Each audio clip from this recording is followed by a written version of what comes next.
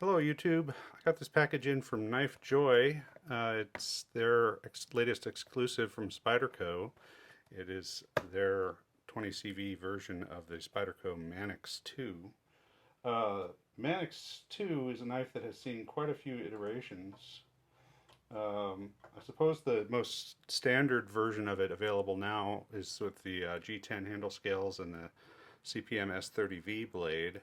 Although probably a close second is the lightweight version with the BD1N blade. Um, BD1N is a steel that gets a lot of flack. It is a budget steel. It's probably the least premium steel that Spyderco makes on or offers on American-made knives. Um, yeah, yeah, a lot of people say it's comparable to AUS 8. I think that's probably undervaluing BD1N a little bit. I think BD1 performs a little better than AUS 8. But the Manix has been in a lot of steels over the years. It's been in S30V. Here's an older one in 154 CM, right? That one's got a saber grind and full serrations. Um, it's been offered as exclusives. Uh, Cutlery Shop had it with a bright orange handle and CTS XHP, I think, steel. Um, Here's the S110V version of the lightweight. There's also an S110V with G10 instead of the FRN handles. Blade HQ did a lightweight version of it in 2023 with M4 blade steel, CPM M4, which is this. Okay, so that's going to offer really great edge retention, but it's not stainless. Good toughness as well as edge retention. Let's go ahead and open this up. I'm going to use the Hogue Deca with MagnaCut and Ultem handles. This is a Blade HQ exclusive version of the Deca.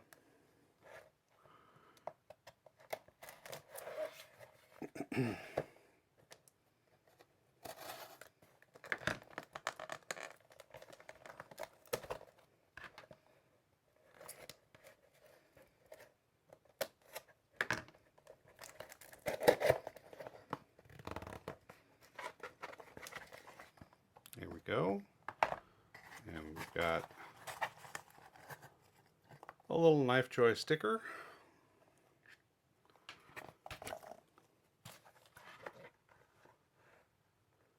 Manix 2 neon green.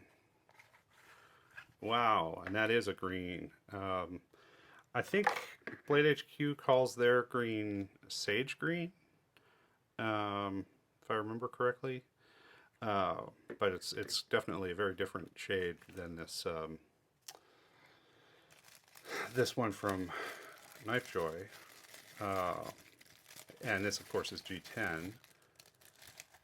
A little weightier than the lightweight version, okay, which makes sense, right? We've got full steel liners.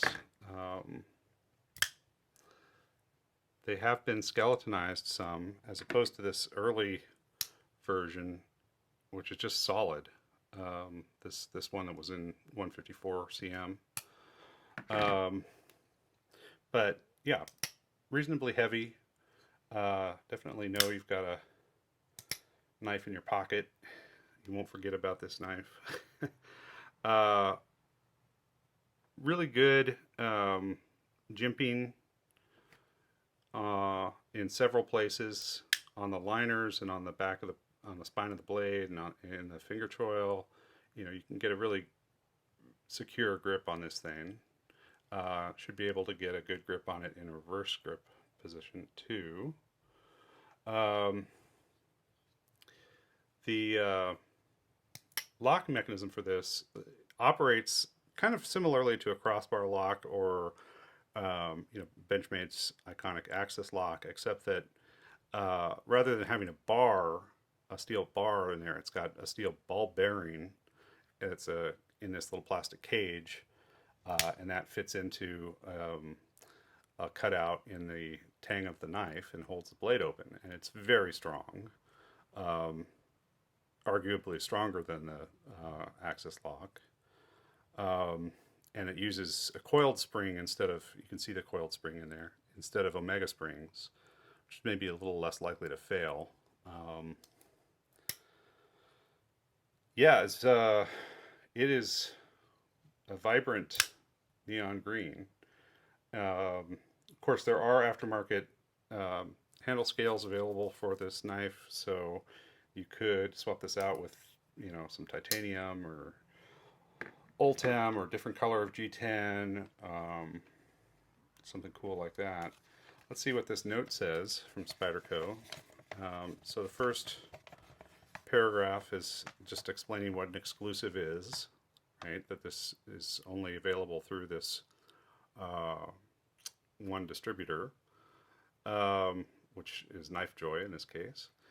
The second paragraph tells us about the blade steel, CPM 20 CV, which is going to offer a better edge retention than the standard S30V version of the Manix 2.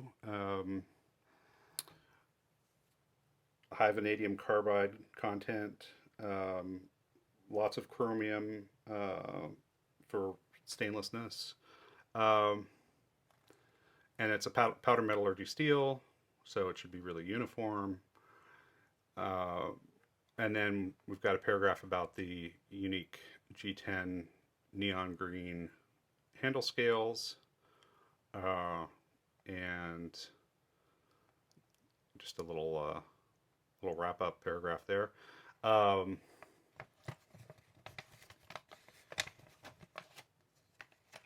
Yeah, this is it's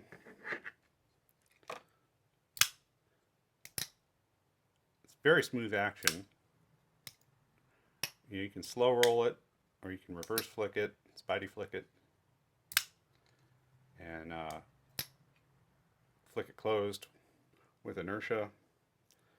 I like it. It's a good knife. This is not a full review, of course. You know, you just saw me unbox it. I haven't cut anything with it yet, so I can't give you a full review. But it is a first look, and I hope it's interesting to you. Let's line up all my Manix options here on the table. I've also got an extra large Manix. The original Manix, before the ball bearing lock, was a back lock, and then they offered the back lock again on the Manix 2. The original Manix was a back lock, and it was big. It had a 3.75 inch blade as opposed to the 3.34 inch blade of the Manix 2. The original Manix is not quite as big as the Manix 2 XL, which comes in at 3.85 inches. It's a real beast. And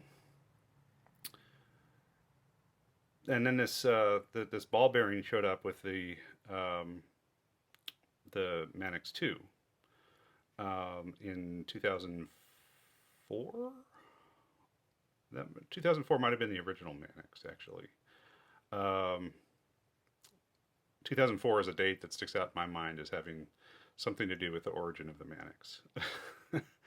Sorry, I don't have that completely ironed out in my head right now, but yeah, it's a knife that's been around for about 20 years. So I'd say it's safe to call it a classic design at this point. All right, thanks very much. Please follow the channel. You'll get lots more knife videos.